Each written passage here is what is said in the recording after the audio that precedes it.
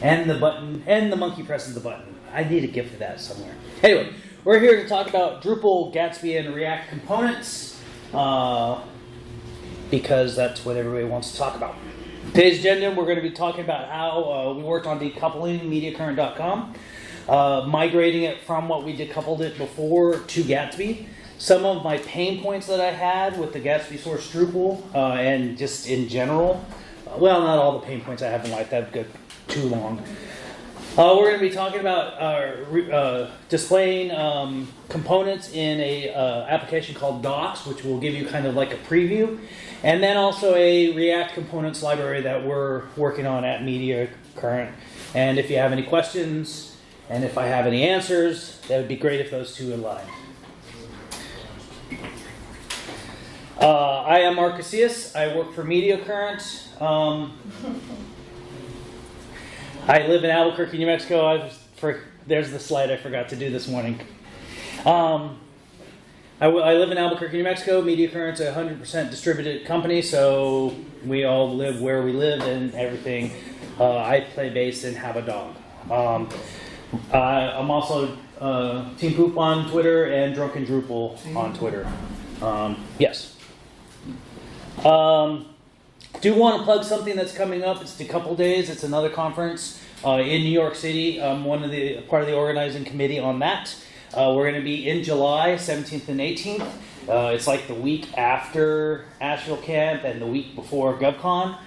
So if you just want to stay on the west or on the East Coast, I guess that doesn't apply to you guys, or you people are all here already. But for me, I got to travel a lot for that. We're going to be in Manhattan at the John Jay College of Criminal Justice. We're going to have 5 different tracks. It's going to be fun. This will be our 3rd year of doing this conference, and I recommend it highly. A little bit about the company I work for. Like I said, I work for MediaCurrent. We're 100% distributed, based out of Atlanta, Georgia, but we are in 23 states now. Approximately, close to 90 people in there. We are hiring developers. If you're interested, go to MediaCurrent.com/jobs. We're a full-service digital agency, and we implement all open source software. So we're doing a lot of work. We used to be exclusively Drupal, but now we've been moving on to other things like Gatsby, even some WordPress, even some just straight Node applications. It's been a lot of fun. It's very interesting work. We have some pretty big clients out there. Oops, go back. All right. So, decoupling MediaCurrent.com. A couple years ago, we had the original MediaCurrent.com, and that was in Drupal 7. It was your base Drupal 7 site. So then we got the idea to go to Drupal 8 and decouple it. At the time, there wasn't really anything good out there, so we went with Jekyll. Jekyll is a Ruby-based static site generator. Very, very fast, very, very hard to work with because it's in Ruby and it makes a lot of assumptions on your data, and that means that there's a lot of work. I had to write a custom module to get this wonderful thing, which we are using paragraphs very, very heavily in our site so that you can have different sections throughout the page. And that was really hard to get to this, which is just a flat markdown file. You'll also notice that on the left there, every single page has to have its own markdown file. Same thing with Gatsby, same thing with every static site generator. It ends up being its own flat file. But here you have to create it, and that was a little rough to do. We had a lot of stuff going on, but it made it a very beautiful website, very fast. The paragraphs came out very nicely. We have a great design team. So we were able to use the different types of paragraphs to get the site to do what it wanted. However, every time when you work with Jekyll, you have to commit it to the repo. So every single edit in the site is a commit in Drupal, or excuse me, a commit in Git. And then what happens, it's really cool because what this custom module that I wrote will allow you to, once it's saved, once the node's saved, it will actually commit and then trigger a new build on Netlify, which is what we're using to host the final site. So what we're doing is we have Pantheon that's going on. That's where we're hosting our Drupal 8 site, thanks to them. GitLab is actually where we're hosting the repo, and I'll go more into that in a little bit, because it had the only great API that allowed you to do remote Git commits through a different interface. Other places like GitHub and Bitbucket, they didn't have that. They have it now. Now we know, but that was then. And then we're using Netlify to host it. Netlify is a great small service for static site generators. It's a lot like GitHub Pages, only a little bit more robust. Like I said, we use in our process, Jira, Confluence, and Bitbucket. That's all Atlassian. Alaska. Those words. So we use them as a part of our process, but we couldn't really use Bitbucket to commit directly at the time, so we had to use GitLab. And that caused a lot of problems because, so this is the development workflow that ended up going on. You have our local development, which is all done in Bitbucket. Then you also have the second repo, which is the front end, which is the Jekyll part. That's also done in Bitbucket. Those got to get pushed over to GitLab. Some have to get pushed up to Pantheon, because Pantheon has their own repo system as well. So yeah, this was a bit of a cluster as far as getting it together and then previewing. Come on in. And there's a lot. There are a lot of possible points of failure in this, which was not fun. And like I said, every time that you do something, it's a commit in Git. And then you'll notice that a lot of these commits are just the search data updating, because I've got it happening in cron. A lot of pointless commits, and I'm willing to bet if I took a look at a lot of these commits, they would be no changes whatsoever. They would just be just a random commit. But every time someone updated a blog, created a blog, that would have to be its own commit, and it would have to be its own file in the Git system, which was a pain when merging back and forth from GitLab to Bitbucket, from master to develop. I don't know how many times I've almost overwritten the master, which was the public build. So definitely not fun. So we're going to convert to Gatsby. Of course, we all know about Gatsby. It's a very nice new hotness static site generator. I think there are enough talks going on about how great Gatsby is. I don't want to beat that horse any more than I have to.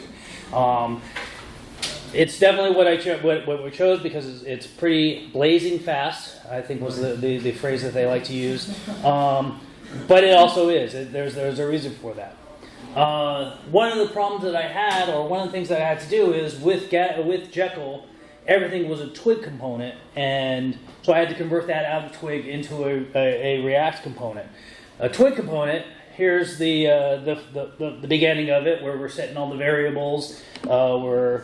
Then we're doing a little bit more logic, and then we finally get down to here. We're actually writing HTML that matters, and then it keeps going and going and going, and finally, this is the end, 176 lines later, of all the information that you have to do in Twig to get it to work right.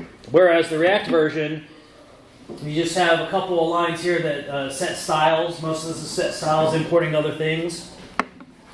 Then you have your actual HTML, which is just, this section here is just the HTML or the output, the render area. And then the rest of it is just defining prop types. And what prop types is, it allows you to define what kind of data you're getting in your React component. That way people aren't putting in silly stuff. If they try to put in something wrong, the React application throws a warning so that they can update it as well. Pause.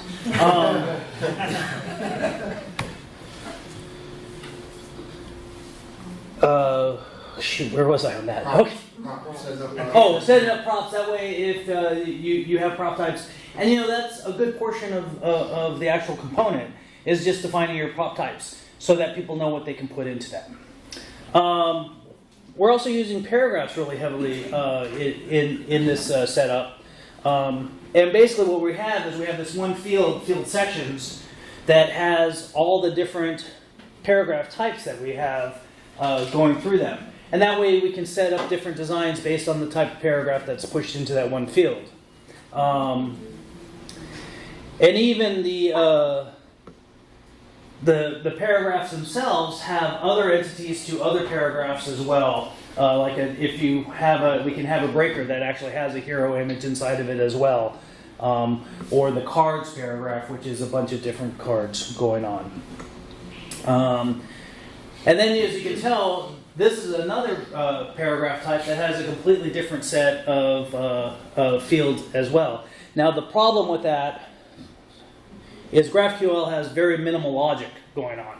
There's no if statement in GraphQL.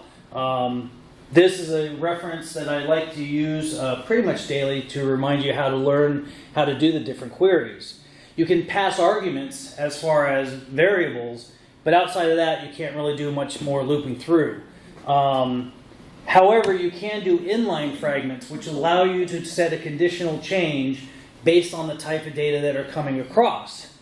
So in this case, and this is just a pretty much straight screenshot from the GraphQL Learning, they're pinging the Star Wars GraphQL database, and if it's a droid, they're grabbing the primary function field. But if it's a human, they're going to grab their height, and then that actually gives the conditional response to it. So basically, what I did with this is I actually, for the queries on the field section, I'm checking the type name of the paragraph that's returning, and then if it's a banner, I'm returning the banner fragment and all these different types of fragments based on that. That way, I'm only getting the fields that are needed in there. Talking about fragments, fragments are small snippets of code that are reusable. Great thing about Gatsby is if you create a constant or something that exports a fragment, it's available immediately. You don't have to define it anywhere in particular. I personally wanted to use the fragments based on the component because I like keeping all my components nice and compact and everything together. But someone decided to write the components all in one file, and I just didn't feel like undoing that. So here in this case, and actually this is the paragraph fragment, I'm also grabbing the different fields and then reusing a hero fragment from somewhere else. And you can use the fragments inside of fragments inside of fragments. Very Inception-like, but just keep spinning the thing and it'll be fine. And then also, like I said, this is the paragraph breaker 2 row. That has a completely different amount or different types of data that's coming out, which is very helpful. And I just realized I forgot one section that I kind of want to go back to later. But this way you get your different responses. And then there's another one. I don't know why I bothered with that one. Then in the actual template itself, you can actually query... No, this is the page template. Why did I do that twice? All that information, that's not what I wanted to do. Darn it, I copied and pasted the wrong thing. What this is supposed to be here, kids, is it's supposed to be in the actual template itself. It actually takes a look at the data that's coming across, looks at the type name and says, okay, this is a banner paragraph. Let's go ahead and give them the component for the banner paragraph instead of having to push things all the way back and forth. So anyway, don't drink and do your slides, kids. So what ends up happening is you have this nice thing which has a hero banner, and then we have the cards, paragraphs, all these different things being pulled into a single page with a lot of logic. We're using a thing called Atomic Design. Now, Atomic Design is something that was created by Brad Frost. And basically, it talks about the different types of data. You have your atoms. A bunch of atoms make up a molecule. A bunch of molecules make up an organism, and so on and so forth. We're using Atomic Design-ish just because I like naming things what they are, not some abstract. So we're actually using atoms. I have one atom. It's a button thing. And then fields. These are components that I'm using to represent full fields. It makes everything more logical. Layouts, pages, paragraphs, everything. You'll also have fragments in its own section as well. Global is where I keep all the CSS. I don't even know why I bothered with that images folder, but it's there. And then you can say inside the fields, I have, my atom is the one button, and then the different fields are the different type of fields that I'm going to be using over and over and over again. Componentizing your fields makes it easier to just have the one thing that you push in, and then you can modify it based on its using CSS or some other things. But the base component, the base HTML, is always the same for you. There are the different paragraphs that you have in there, and each one of these is a component. Again, part of paragraphs are a bunch of different fields, so I have a bunch of references to the fields in the paragraphs themselves. Want to talk about a couple pain points that I had during the creation of the site, mainly. There's a thing called 503s on build. When you're running your Gatsby develop and you have a ton of JSON API endpoints available, you're going to probably time out, because what happens is, especially if you're using Nginx, because basically what happens is Gatsby just throws a bunch of requests to get the information from your JSON API endpoints. So that's a bunch of requests at the same time, and your site, your server doesn't know how to handle all those requests at the same time. So it throws back a 503. If it throws back a 503, your entire build fails and you have nothing available to you whatsoever. You can start it again and hope, or you can. Here's the thing. It basically throws you a 503 error and then a bunch of create errors. Doesn't stop the process because it just keeps going. You just get no data. So if you have a problem with that, that's probably why, if you're not getting there. Yes? Question about that. Are you using posts to get the information? Is that why? Or It's actually a GET call. It's using Axios. The whole logic in the back end is using the Axios library, which is basically a fetch. But it's using the GET call on there. Can't you cache the back end more so that it can handle the load? So if you can cache the yeah.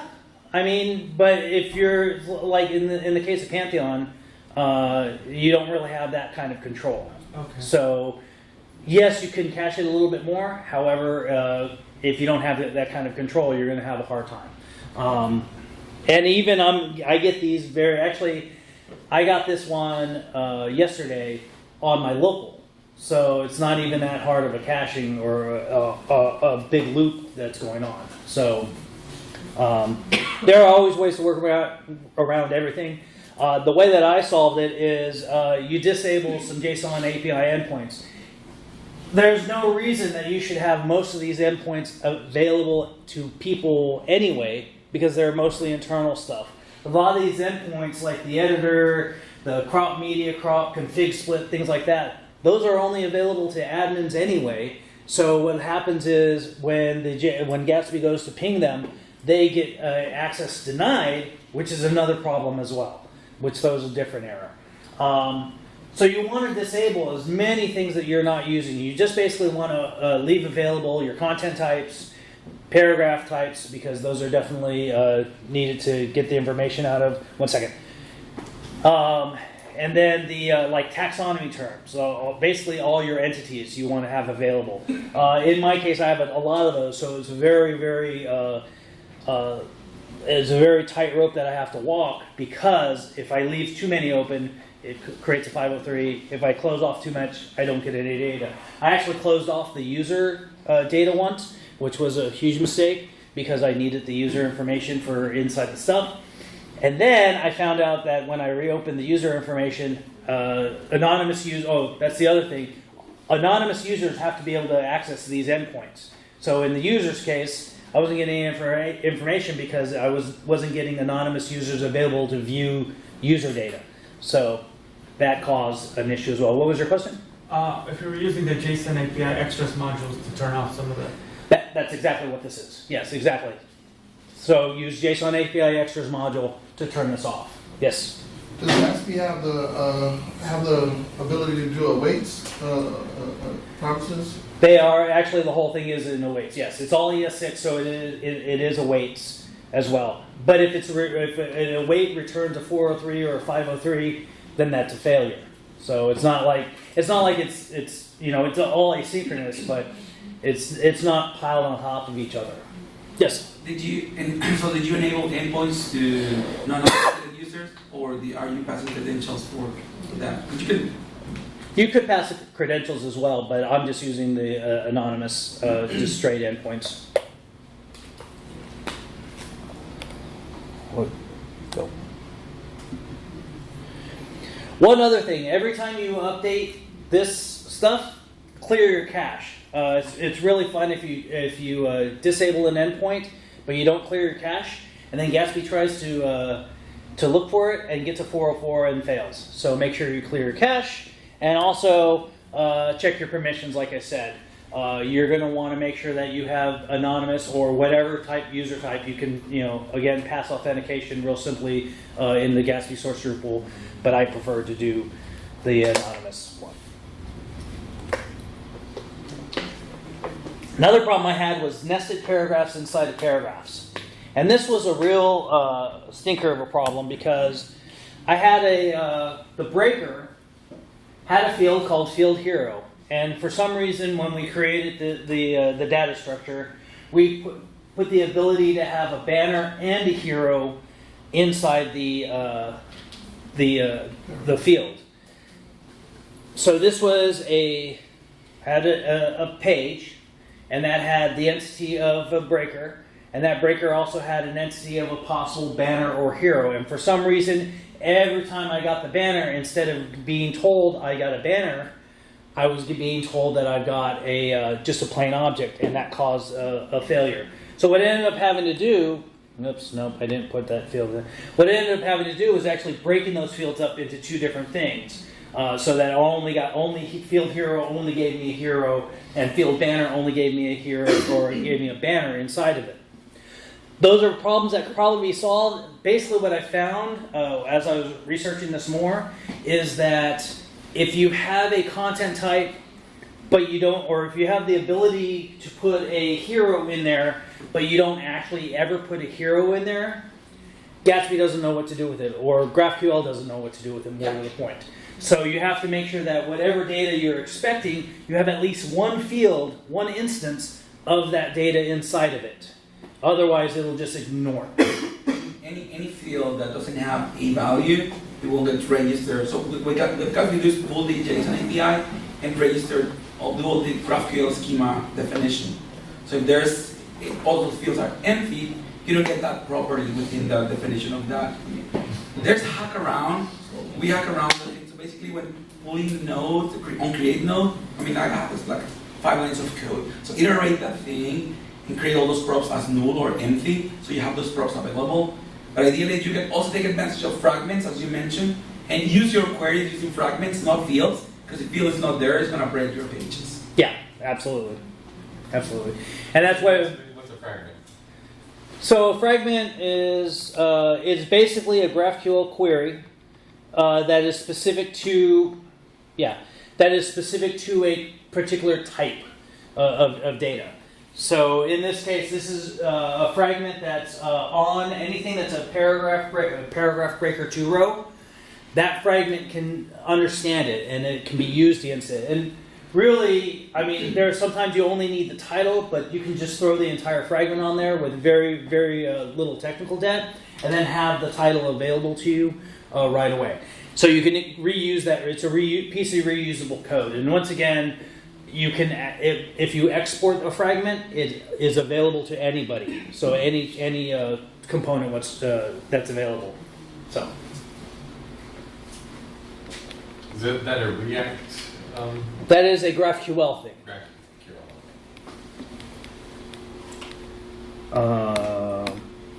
Nested paragraph.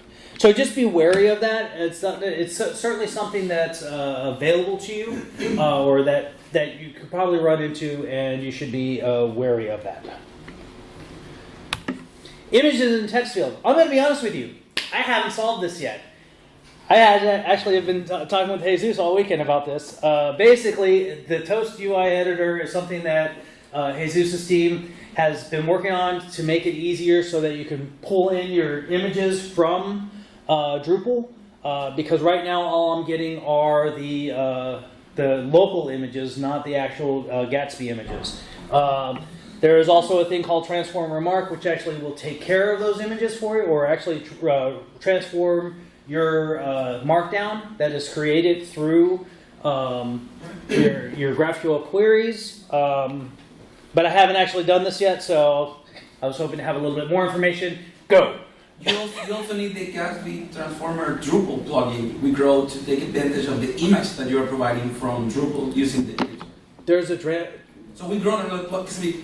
Either you can provide, basically you use your editor to inject media images on your body and then return markdown. But then Gatsby, when download the image, the path on that, the path on the markdown is like size default something. This is something Gatsby doesn't understand. So we grow another plugin, Transformer Drupal, and that takes care of like mapping that image with the image that Gatsby already download for you on the pulling node process. How does that also include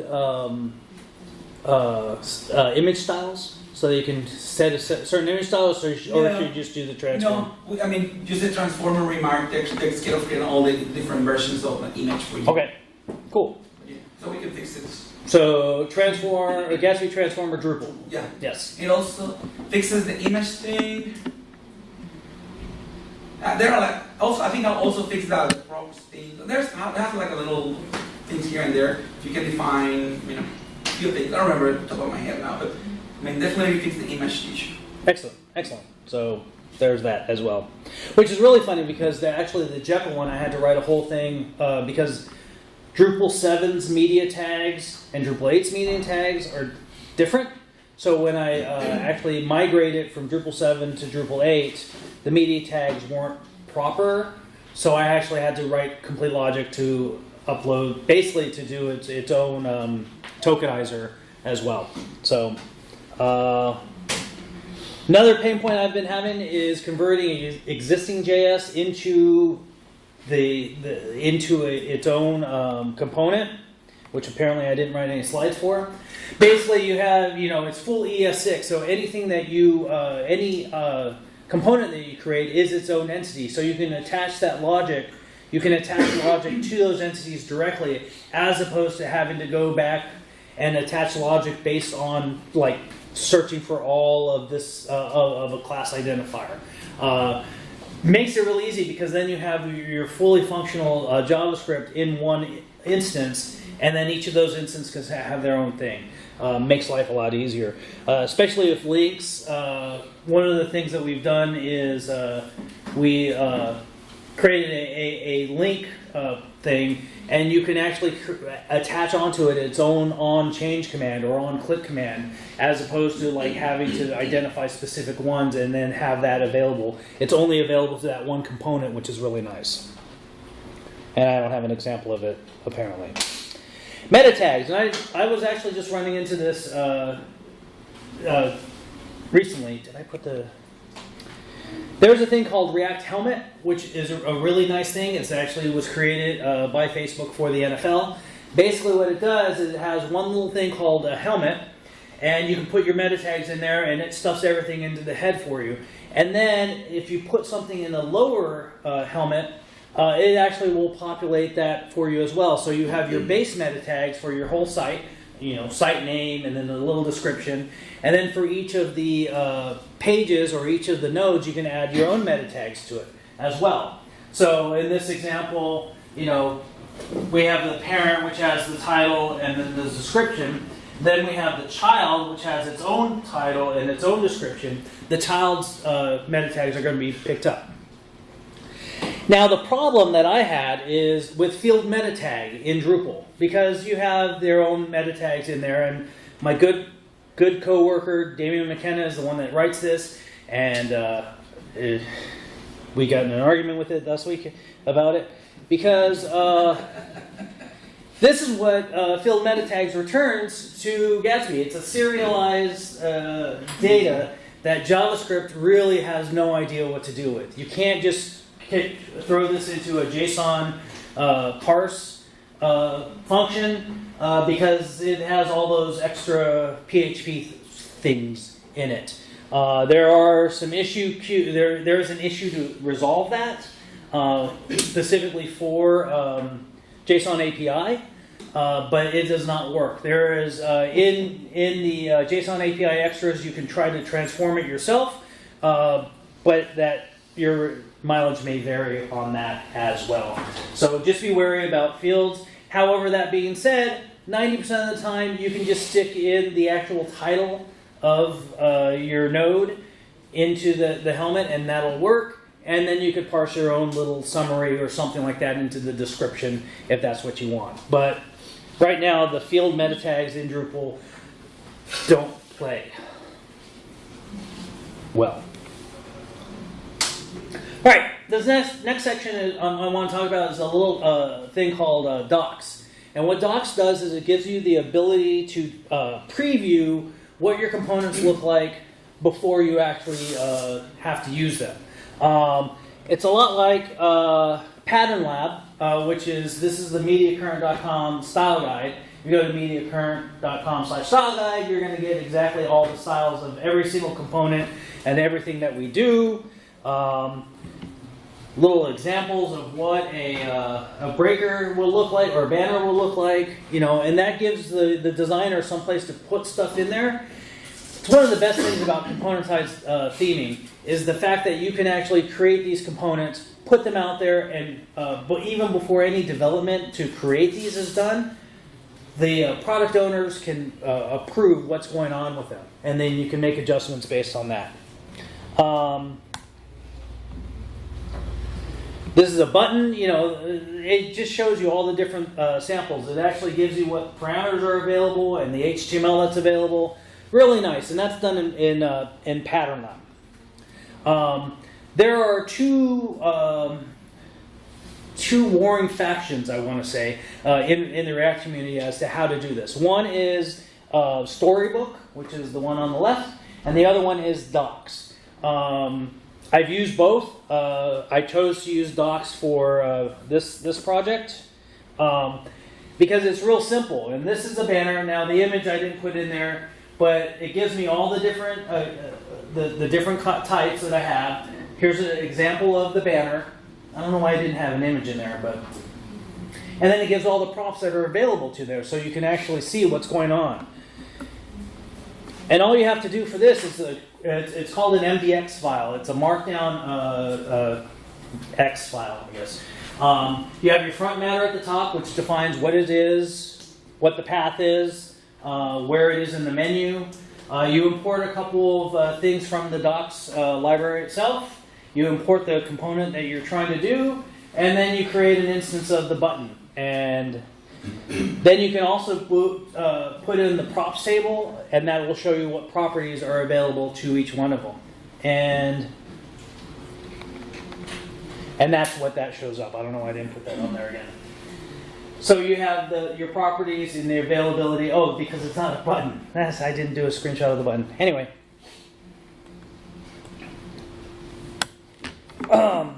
So that's docs. Finally, the last thing I want to talk about is a React component library. This is something that we worked on with Last Call Media for mass.gov. First time I saw them do this. Again, much like Pattern Lab, they have a style guide for the whole state of Massachusetts websites. So we worked, and if you go to that, it's a reusable components for all of the Massachusetts sites. Hey, look at me having actual notes. This one is actually Twig-based, and then we wanted to convert it to React for consumption because they're starting to use more Gatsby-based products as well. We use Storybooks for the React components on this one. You'll notice that Storybook looks very much the same thing. The one cool thing about Storybooks is down here at the bottom you have a thing called knobs. And you can actually adjust the state of your components on the fly. So you can actually see what happens when you make those changes. I don't have a sample of that. The other cool thing about this is in your the way that they distribute this is in your in your Gatsby, you can actually just import a library, the library itself, and then use those different styles. You can use those different components directly up there without having to recreate them. Jesus, actually, I was doing research on this, and they actually did this for their Gatsby starter, where they created their own theme, which has their own different types of components as well. So it actually turns out to be a lot more common and less original than I thought it was going to be. So we have our own Media Current component library. It started out Twig-based as well, using Pattern Lab. We are moving it to React as we speak. I'm still in the middle of that. Class definitions would need to be available to override, so you can actually just have whatever class it is, and then if you want to change the colors or change the sizing and whatnot, that's available. It'll soon have its own Spiffy repo, and this is kind of the same thing. It's using docs instead of Storybook, but it actually gives you the ability to run through them as well. Shows you how to define it. One thing I do like about docs is it actually gives you an example in the playground of here is how you define it. And I think actually you can edit that. Maybe not. Hopefully that'll be out before, oh, hey, go back. I'm not done yet. Hopefully that'll be out before DrupalCon, because that's when they want me to have it done by. We'll see. Yeah, I guess that's everything that I have. Thanks for your time, and if you have any questions, now would be a good time.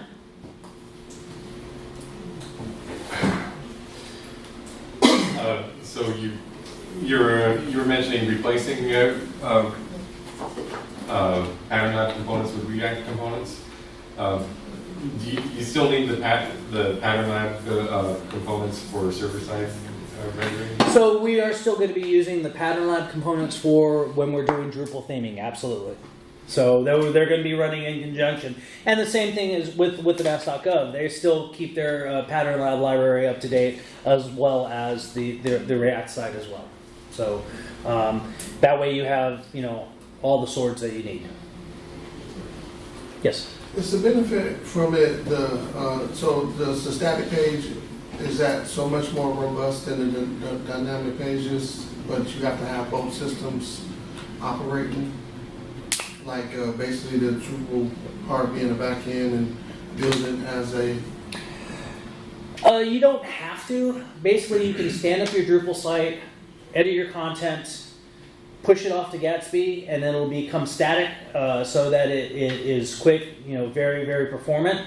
And then you can turn off Drupal so no one can hack into it or no one can mess with anything unless you wanted to. We just leave our Drupal site up because we do a lot of different posts daily and stuff like that. So, but you do not have to. You don't even with Gatsby. You don't even need Drupal. There are many other alternatives out there as well. You can pretty much connect it to WordPress. You can connect it to Contenta.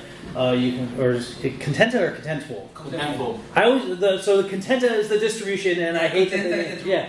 Anyway. But you can use the Contenta. Yeah, you can use the Contenta, Contentful. There's a thing called Netlify CMS that actually I'm working on a project for that, where it's a really easy CMS, and they're going to build the site, and then they're going to push off the Gatsby, and Netlify is going to go away, or the Netlify CMS is going to go away, so that no one can edit the content again unless they get in there and edit just the flat files.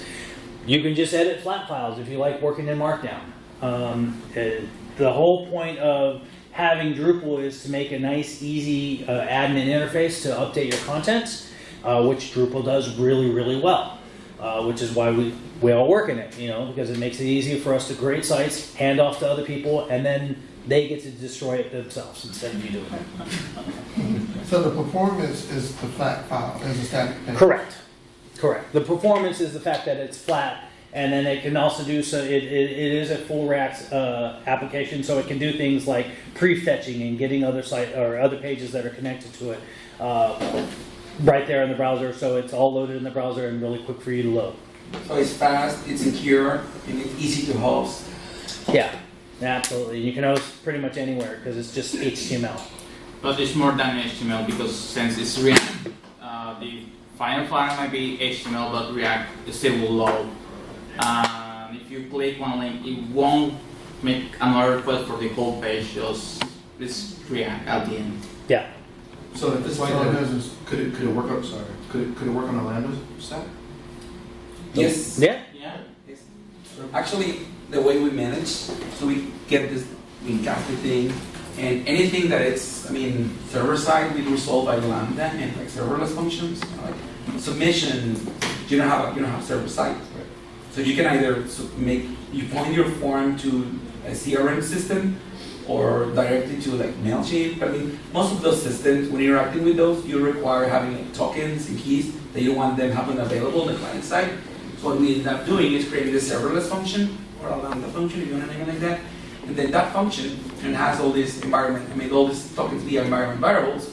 And then you get the payload there, then you redirect the CRM or register this email on the Mailchimp or anything. And then you only paying for the time that that function is executed. But you only have like you only have 1 minute timeout for execution. And then the form executes in seconds, so you only pay for those seconds when using that form execution. And sounds way more complex than it is. It's just JavaScript. Yeah. All right. Any other questions? Let's go eat lunch. Thanks a lot.